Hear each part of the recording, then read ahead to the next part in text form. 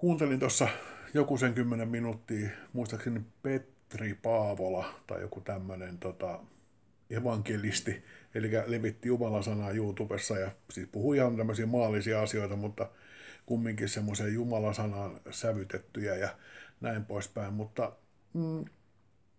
äärimmäisen tämmöinen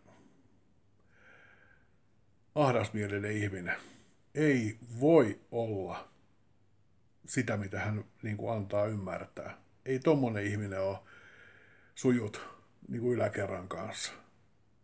Ei missään nimessä. Suvaitsevaisuus on ensimmäinen hyve, mikä tulee silloin, kun ihminen oikeasti niin kuin uskoo korkeampaa voimaa. Se on aivan sama, mikä se korkeampi voima on, mutta silloin, kun ihminen on sujut yläkerran ja korkeamman voimansa kanssa, niin ei sen tarvitse kritisoida ketään, muuta kuin poliitikko.